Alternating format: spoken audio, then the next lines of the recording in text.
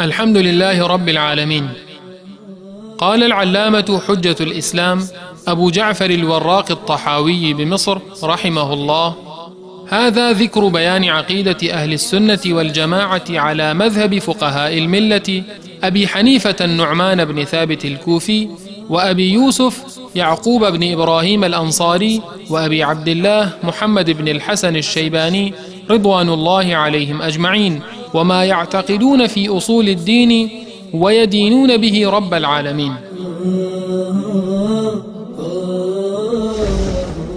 به نام و استعانت از الله بخشاینده مهربان. ستایش ویژه الله پروردگار جهانیان است. علامه حجت الاسلام ابو جعفر وراق طحاوی رحمه الله میگوید: این کتاب بیانگر عقیده اهل سنت و جماعت بر مبنای مذهب فقهای اسلام ابو حنیفه نعمان بن ثابت کوفی و ابو یوسف یعقوب بن ابراهیم انصاری و ابو عبدالله محمد بن حسن الشیبانی رضی الله عنهم اجمعین است و به باورهای آنان در مورد اصول دین که با آن پروردگارشان را میپرستند میپردازد. بسم الله الرحمن الرحیم و به نستعین و صلی الله علی نبینا محمد و علی آله و صحبه اجمعین. در خدمت شما عزیزان و بزرگواران هستم با بیان گوشه دیگر از مطالبی که حضرت امام ابو جعفر طحاوی رحمت الله علیه در کتاب خودش العقیدة الطحاویه با عنوان اعتقاد اهل سنت و الجماعت بیان فرمودند. در جلسه قبل که خدمت شما عزیزان بودم مطالبی رو درباره توحید ربوبیت خداوند متعال و این که تمامی انسانها به ربوبیت خداوند متعال معتقد بودند و هستند و آفریدگار جهان را و مدیر و مدبر جهان را خداوند متعال می‌دانند. حتی مشرکان صدر اسلام هم آفریدگار آسمان و زمین را، آفریدگار انسانها را، رزق دهنده انسانها را فقط و فقط خداوند متعال می‌دانستند. و عرض کردیم که این توحید ربوبیت یکی از انواع سگانه توحید هست، یعنی یکی از مواردی هست و زمینه هایی هست که ما در اون زمینه خداوند متعال را باید یگانه و بی همتا بدانیم. و اگر کسی معتقد باشد که غیر از خداوند متعال کسی دیگر در جهان دخل و تصرفی دارد، قسمتی از جهان را کسی دیگر غیر از خدا آفریده، یک بخشی از جهان را کسی غیر از خداوند متعال مدیریت می کند، و اگر معتقد باشد که بخشی از مخلوقات را کسی دیگر غیر از خداوند متعال رزق می دهد، این شرک در الوهیت هست و به چنین انسانی نمی توان مسلمان گفت. و کسانی که اگر واقعا پیدا بشوند و چنین اعتقادی رو داشته باشند، اینها مشرک هستند و شرکشان از شرک ابو جهل و ابو لهب و دیگر مشرکان مکه هم فراتر هست. و در جلسه قبل دلایل بسیار زیادی رو از قرآن من برای شما بیان کردم که خداوند متعال در قرآن از زبان مشرکان بیان کرده بود که آنها معتقد هستند به ربوبیت خداوند متعال و همچنین دلایل ربوبیت خداوند متعال را خدمت شما عزیزان در جلسه قبل بیان کردم. در این جلسه می پردازیم به توحید اسماء و صفات خداوند متعال و تمام این مباحث در شرح این جمله امام ابو جعفر طحاوی هست که ایشان فرمودند که ما معتقد به این هستیم اهل سنت و الجماعت که ان الله واحد لا شریک له، خداوند متعال یگانه هست و شریکی ندارد. یگانه در چی؟ عرض کردم که یگانه در ربوبیت، یعنی در مدیریت جهان، در خالق آفریدگار بودن و در مالک و رازق بودن یگانه هست. و همچنین در اسماء و صفات خداوند متعال یگانه هست و در الوهیت خداوند متعال یگانه هست. در این جلسه انشاءالله میپردازیم به بحث اسماء و صفات و اگر فرصتی باقی ماند در ادامه به بحث الوهیت خداوند متعال. توحید اسماء و صفات یعنی این که ما در باب اسماء و صفات هم خداوند متعال را یگانه بدانیم، یعنی این که معتقد باشیم که هر اسمی را که خداوند متعال در قرآن برای خودش بیان کرده یا این که رسول خدا صلی الله علیه و سلم در احادیث خودش برای خداوند متعال بیان کرده، معتقد به آن اسم باشیم که خداوند متعال آن اسم را و آن صفت را حتما دارد. و هر چیزی را که در قرآن از خداوند متعال نفی شده یا رسول خدا صلی الله علیه و سلم آن را از خداوند متعال نفی کردند، ما هم اون اسم را و اون صفت را از خداوند متعال نفی بکنیم. پس بنابراین توحید اسماء و صفات یعنی این که ما خداوند متعال را فقط و فقط به همان نامی بنامیم که خودش خود را به آن نام نامیده، یا رسول خدا خداوند متعال را به آن نام نامیده، و فقط اون صفتی را برای خداوند متعال معتقد باشیم که در قرآن آمده و در احادیث رسول الله صلی الله علیه وسلم آمده، و هر چرا که در قرآن و حدیث رسول الله صلی الله علیه وسلم از خداوند متعال نفی شده، ما آن را در واقع نفی بدانیم و آن را منتفی بکنیم از خداوند متعال. و دلیل این نوع توحید آیه بسیار واضحی هست. در سوره شورا آیه 11 خداوند متعال می‌فرماید که لیس کمثله شیء و هو السمیع البصیر، مانند خدا مثل خدا هیچ چیز نیست، و هو السمیع البصیر، و خداوند متعال سمیع و بصیر هست. اگر ما به این آیه کوتاه و مختصر توجه بکنیم، می‌بینیم که این آیه متضمن و در برگیرنده نفی و اثبات هست.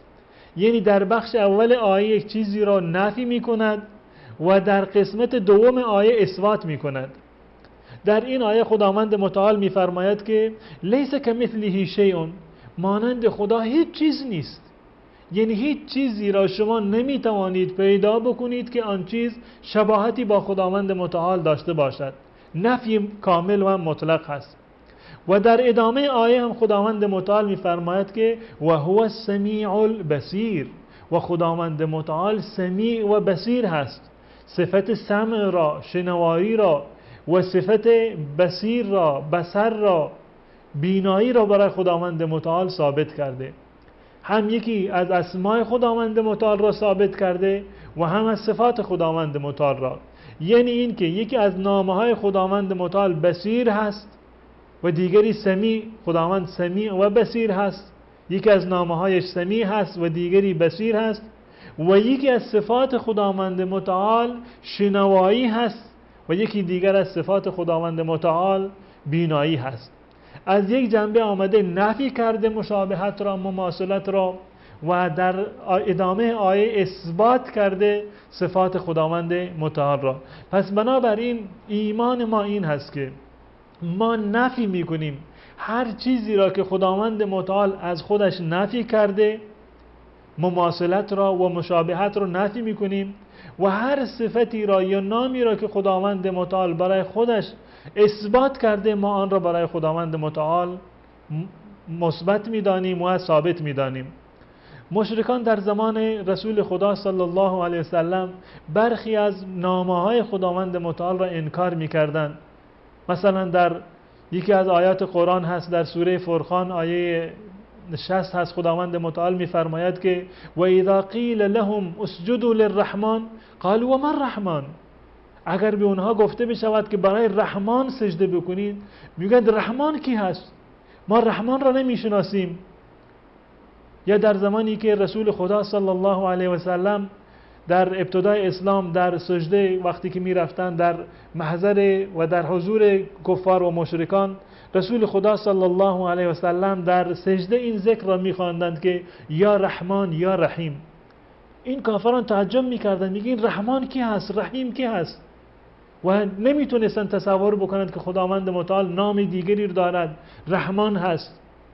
بنابراین خداوند متعال این آیه را نازل کرد، قل ادعوا الله او ادعوا الرحمن، ایما تدعو فله الاسماء الحسنى، بگو که شما الله را صدا بزنید، قل ادعوا الله، خدا را فرا بخوانید، او ادعوا الرحمن، یا اینکه رحمان را فرا بخوانید و در دعاهای خودتان صدا بکنید. ایما تدعو، هر کدام را شما صدا بکنید، فله الاسماء الحسنى، خداوند متعال اسماء حسنایی رو دارد که به هر اسمی و به هر نامی شما خداوند متعال را صدا بکنید و نام ببرید، در واقع همون ذات واحد و یگانه را نام بردید و صدا کردید.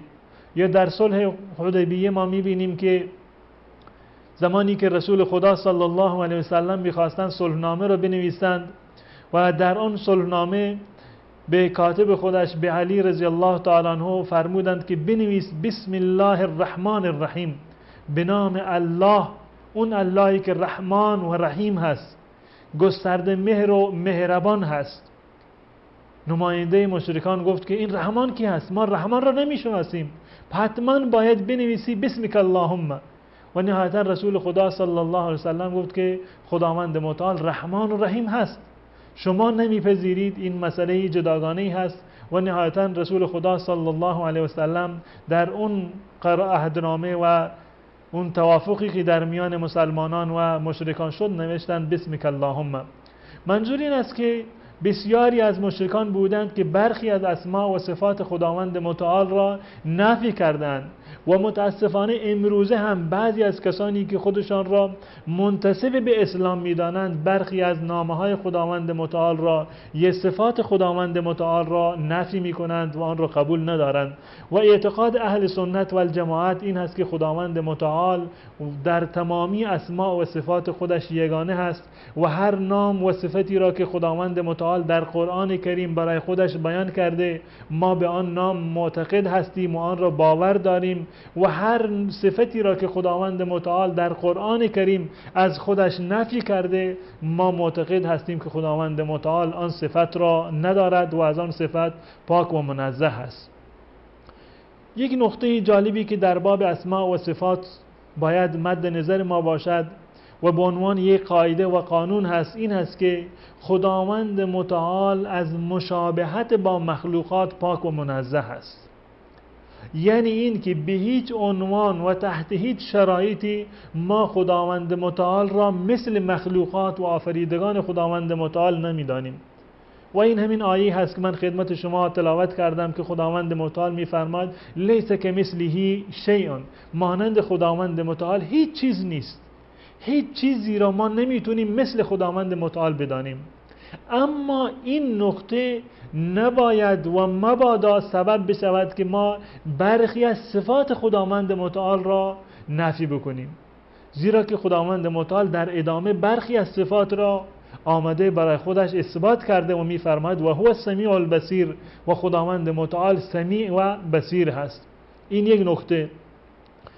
و نکته دیگر این است که ما باید به تمامی اسماء و صفات خداوند متعال ایمان داشته باشیم.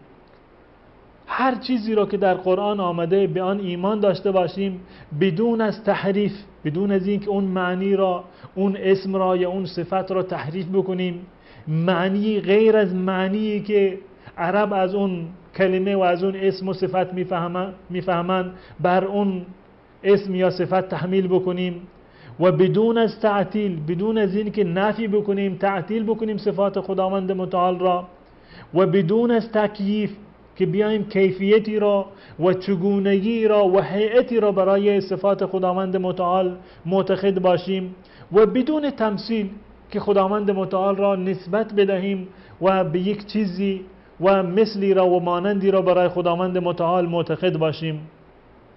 و نقطه دیگر این که ما قطع امید باید بکنیم، نباید در فکر این باشیم که ما بیاییم و کیفیت و چگونگی صفات خداوند متعال را بیان بکنیم و بفهمیم. ما ذات خداوند متعال را که تمام مسلمانان و تمام فرقه ها به اون معتقد هستند، معتقد به این هستیم که خداوند متعال وجود دارند، و هیچ کسی از مسلمانان نیامده که کیفیت ذات خداوند متعال را مشخص بکند. به همان گونه که ما کیفیت ذات خداوند متعال را نمیدانیم، کیفیت صفات خداوند متعال را هم ما نمیدانیم، اما به عنوان یک صفت یا به عنوان یک اسم اون اسم را و صفت را برای خداوند متعال ثابت میدانیم. خداوند متعال را به آن نام مینامیم که خود خداوند خودش را به آن نام نامیده است و آن صفتی را که خداوند متعال برای خودش بیان کرده اون صفت را برای خداوند متعال ثابت می‌دانیم. یک نقطه‌ای هست که در اینجا باید توضیح داده بشود و در قالب همین آیه است که خداوند متعال می‌فرماید که لیس کمثله شیء و هو السمیع البصیر. مثل خداوند متعال هیچ مخلوقی و هیچ کسی و هیچ چیزی نیست و هو السمیع البصیر و خداوند متعال سمیع و بصیر هست. به طور مثال خداوند متعال در این آیه از یک جا نفی کرده مماثلت را و در ادامه آیه میگوید که خداوند متعال سمیع و بصیر هست. مگر آیا انسانها سمیع و بصیر نیستند؟ همه ما سمیع و بصیر هستیم، هم شنوا هستیم و هم بینا هستیم، هم صفت سمع و شنوایی را داریم و هم صفت بینایی را. آیا این یک نوع مشابهتی با خداوند متعال نیست که خداوند متعال در دیدن مثل انسان هست یا انسان در دیدن و شنیدن مثل خداوند متعال هست؟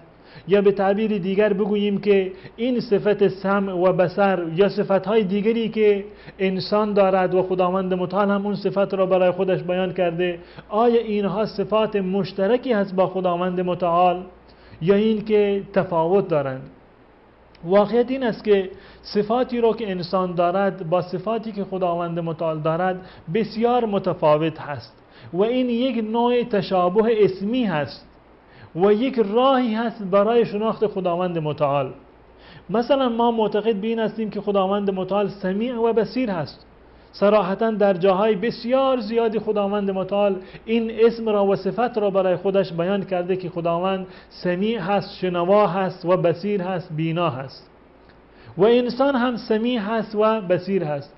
اما بیاییم مقایسه بکنیم در میان بینایی خداوند متعال و بینایی انسان.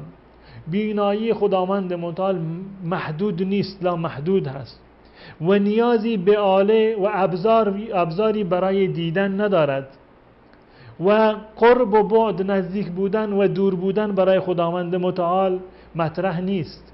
مانع و حاجز بودنی و حجاب بودن یا نبودن برای خداوند متعال مطرح نیست. اما انسان اگر نور نباشد، روشنایی نباشد، انسان قادر به دیدن نیست. چیزی را که بسیار دور باشد انسان نمیتواند تشخیص بدهد و ببیند. چیزی را که بسیار نزدیک و کنار چشم انسان باشد انسان نمیتواند ببیند. پشت دیوار را انسان نمیتواند ببیند و اگر انسان چشم نداشته باشد نمیتواند ببیند. اما این چیزها برای خداوند متعال مطرح نیست. پس بنابراین دیدن خداوند متعال با دیدن انسان بسیار متفاوت هست. شنیدن همچنین، اگر صدایی بسیار زیر باشد انسان نمیشنود، بسیار زیاد باشد انسان نمیتواند بازم بشنود، دور باشد نمیشنود، پشت دیوار باشد نمیشنود. اما این چیزها برای خداوند متعال مطرح نیست. پس بنابراین این چیزها و این صفات فقط و فقط به خاطر این است که ما خداوند متعال را بشناسیم. اگر ما معنی دیدن را درک نمی کردیم، معنی شنیدن را درک نمی کردیم، وقتی خداوند متعال می فرمود که من سمیع و بصیر هستم، ما نمی توانستیم درک بکنیم که خداوند متعال سمیع و بصیر هست یعنی چی و این چه معنا و چه مفهومی را دارد. پس بنابراین در میان صفات خداوند متعال و صفات انسان ها هیچ گونه تشابهی نیست جز یک نوع تشابه اسمی و در حقیقت و واقعیت و کنه صفت اینها بسیار تفاوت دارند در میان خداوند متعال و در میان دیگر مخلوقات. با دیدن یک میان برنامه انشاءالله بعد از آن می‌پردازیم به بقیه مطالبی که در این موضوع هست و در خدمت شما خواهم بود.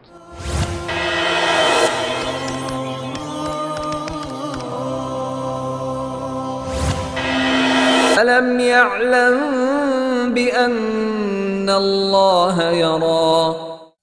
آیا نمی‌داند که بیگمان الله می‌بیند؟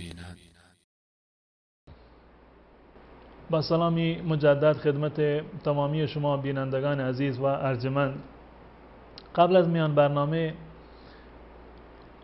موضوع اسما و صفات خداوند متعال را خدمت شما بیان کردم که خداوند متعال در اسما و صفات خودش یگانه هست.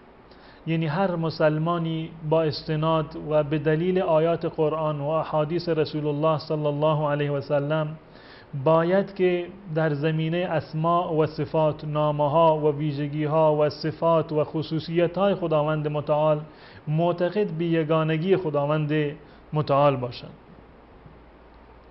و یکی دیگر از انواع توحید که مهمترین بخش توحید هست که اساس دعوت تمام پیامبران بوده، توحید الوهیت خداوند متعال هست و توحید عبادت و بندگی خداوند متعال هست.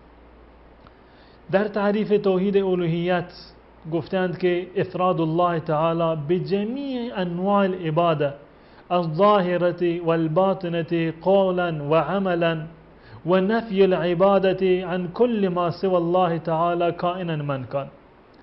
یعنی یگانه دانستن خداوند متعال در تمامی انواع عبادت که فقط و فقط خداوند متعال هست که سزاوار و لیاقت بندگی و پرستش را دارد که ما خداوند متعال را پرستش بکنیم و تمام انواع عبادت را، عبادت‌های ظاهری را و عبادت‌های باطنی و قلبی را همه را مخصوص خداوند متعال بدانیم و تمام انواع عبادت را از غیر الله نفی بکنیم.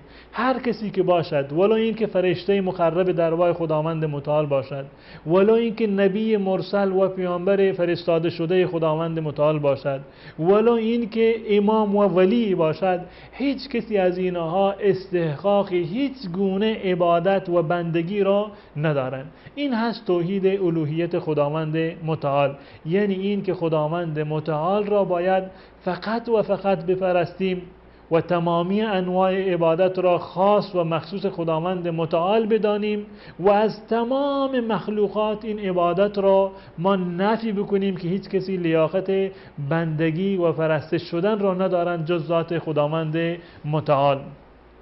و این دعوتی که در واقع هست در میان تمام انبیا بوده.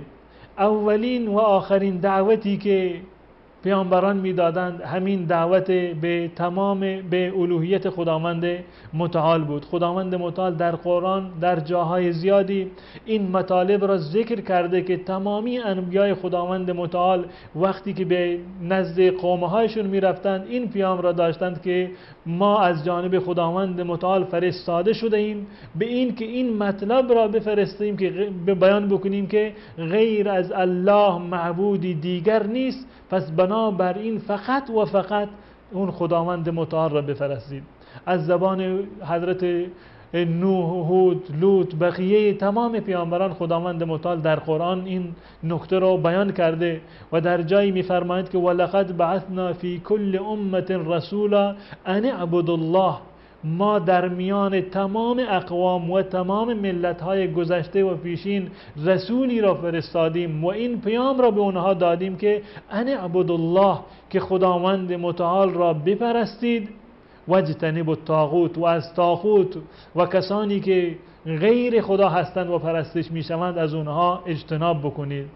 و در جای دیگر خداوند متعال میفرمایند که و ما ارسلنا من قبلک من رسول الا نوحی الیه انه لا اله الا انا فاعبدون. ای پیامبر، ما قبل از تو هیچ پیامبری را نفرستادیم مگر این که این پیام را به اون دادیم که انه لا اله الا انا، که هیچ معبودی غیر از من نیست، هیچ کسی که لیاقت پرستش و بندگی را داشته باشد غیر از من نیست. فاعبدون، پس بنابراین فقط و فقط مرا عبادت بکنید. و همچنین در احادیث رسول خدا صلی الله علیه و سلم ما ببینیم که خداوند متعال این دستور را داده به رسول خدا صلی الله علیه وسلم که این مفهوم توحید عبودیت را و توحید الوهیت را بیان بکنند برای مردم، و رسول خدا صلی الله علیه وسلم هم واقعا این مفاهیم ناب توحید را و یگانگی خداوند متعال را بیان کردند. و در باب اهمیتش رسول خدا صلی الله علیه وسلم می‌فرمایند که امرت ان اقاتل الناس حتی یشهدوا ان لا اله الا الله، به من دستور داده شده و من مأمور هستم که با مردم جهاد بکنم تا اینکه آنها به یگانگی خداوند متعال و به یکتا بودن خداوند متعال در بعد عبادت اقرار بکنند و اعتراف بکنند و فقط خداوند متعال را پرستش بکنند. پس بنابراین این توحید الوهیت رسالت تمامی پیامبران هست. نخستین چیزی هست که در دنیا از انسان خواسته می شود که با آن کلمه انسان مسلمان می شود، و آخرین چیزی هست که از دنیا وقتی که انسان می رود باید با آن برود. یعنی اولین مطلوب و اولین خواسته در دنیا توحید الوهیت هست، و آخرین چیزی که در دنیا هم از انسان خواسته می شود توحید الوهیت هست، و اولین چیزی که در قیامت هم از آن پرسیده می شود همین توحید الوهیت و یکتایی خداوند متعال هست. در قرآن کریم دلایل بسیار زیادی هست. اگر ما به قرآن کریم برگردیم میبینیم که تمام قرآن دلیل توحید و یکتایی و یگانگی خداوند متعال هست و دلیل نفی عبادت و نفی الوهیت از غیر الله هست. به طور مثال خداوند متعال می‌فرماید که وعبد الله ولا تشركوا به شیئا در سوره نساء، خداوند متعال را عبادت بکنید و کسی را با خداوند متعال شریک ندانید. یعنی در کنار عبادت خدا و در کنار این باور که خداوند متعال یگانه هست، معبودی دیگر، معبودی به حق و یگانه غیر از الله متعال نیست، در کنار این باید نفی عبادت بکنیم از غیر الله که خداوند متعال فقط و فقط لیاقت بندگی و عبادت را دارند و هیچ کسی غیر از خدا این لیاقت و شایستگی را ندارد.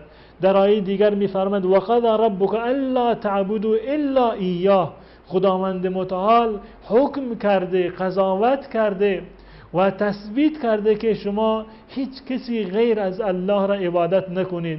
و ما امروا الا ليعبدوا الله مخلصین له الدین، و انسانها و بندگان دستور داده نشدند مگر به این که فقط و فقط خالصانه و مخلصانه خداوند متعال را عبادت بکنند. پس بنابراین تمام عبادت باید مخصوص خداوند متعال باشد. و حضرت در حدیثی که حضرت معاذ رضی الله تعالی عنه روایت کرده و یکی از احادیث صحیح رسول خدا صلی الله علیه وسلم هست و متفق علیه هست که در صحیح مسلم و در صحیح بخاری بیان شده، حضرت رسول خدا صلی الله علیه وسلم به معاذ فرمودند که یا معاذ اتدری ما حق الله علی العباد، ای معاذ میدانی که حق خداوند متعال بر بندگانش چی هست؟ حضرت معاذ رضی الله تعالی عنه گفت که الله و رسوله اعلم، خداوند متعال بهتر میدانند. سوال این بود که آیا میدانید که حق خدا بر بندگان و حق بندگان بر خداوند متعال چی هست؟ گفت که الله و رسوله اعلم. به خاطر ادب و احترام حضرت رسول خدا صلی الله علیه وسلم فرمودند که حق الله علی العباد ان یعبدوه ولا یشرکوا به شیئا، حق خداوند متعال بر بندگانش این است که بندگان خداوند متعال را پرستش بکنند و در پرستش و بندگی هیچ کسی را با خداوند متعال شریک قرار ندهند.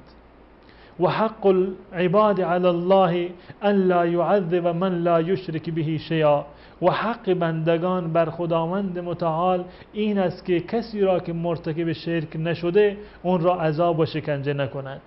در احادیث فراوانی رسول خدا صلی الله علیه و سلم در واقع این مطلب را بیان کرده و این نقطه را توضیح داده که حق خداوند متعال بر بندگان این است که بندگان باید خداوند متعال را به یکتایی بپرستند، تنها و تنها خداوند متعال را بپرستند و کسی دیگر غیر از خداوند متعال را نپرستند. پس بنابراین وظیفه تمام ما مسلمانان در روی زمین فقط و فقط همین توحید خداوند متعال هست که خداوند متعال می‌فرماید و ما خلقت الجن والانس الا لیعبدون، من انسانها را و جنها را نیافریدم مگر برای این که مرا عبادت بکنند. یعنی هدف خلقت و آفرینش انسانها و جنها فقط و فقط عبادت خداوند متعال بوده.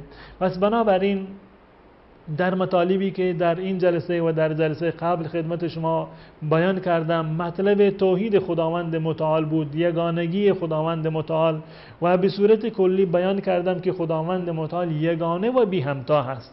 و عرض کردم در جلسه قبل خدمت شما که معنی توحید این نیست که ما بگوییم خداوند متعال یکی هست، بلکه معنی دقیق توحید این است که ما بگوییم خداوند متعال یگانه هست. یگانگی خداوند متعال در باب ربوبیت، یعنی غیر از خداوند متعال آفریدگاری نیست، خالقی نیست، مالکی نیست، رازقی نیست، کسی نیست که نفع و ضرر بدهد، کسی نیست که شفا بدهد یا بیماری بدهد و بقیه کارها.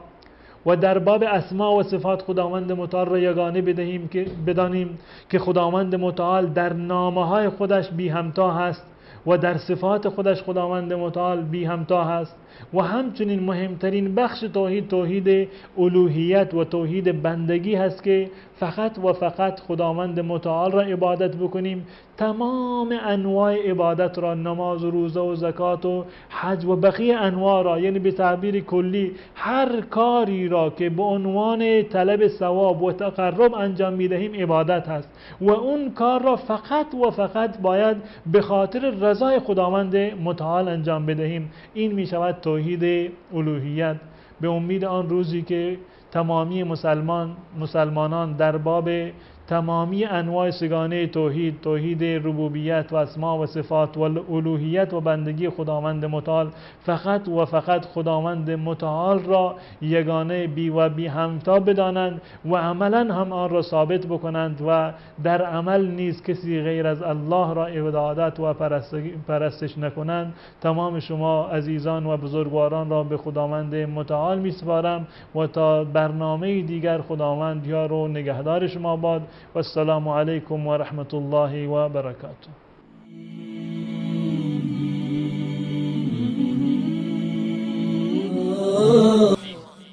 الحمد لله رب العالمين. قال العلامة حجة الإسلام أبو جعفر الوراق الطحاوي بمصر رحمه الله: هذا ذكر بيان عقيدة أهل السنة والجماعة على مذهب فقهاء الملة أبي حنيفة النعمان بن ثابت الكوفي وأبي يوسف يعقوب بن إبراهيم الأنصاري وأبي عبد الله محمد بن الحسن الشيباني رضوان الله عليهم أجمعين، وما يعتقدون في أصول الدين ويدينون به رب العالمين.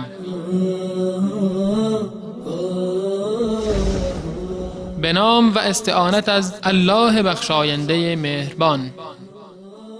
ستایش ویژه الله پروردگار جهانیان است. علامه حجت الاسلام ابو جعفر وراق طحاوی رحمه الله میگوید: این کتاب بیانگر عقیده اهل سنت و جماعت بر مبنای مذهب فقهای اسلام ابو حنیفه نعمان بن ثابت کوفی و ابو یوسف یعقوب بن ابراهیم انصاری و ابو عبدالله محمد بن حسن الشیبانی رضی الله عنهم اجمعین است و به باورهای آنان در مورد اصول دین که با آن پروردگارشان را میپرستند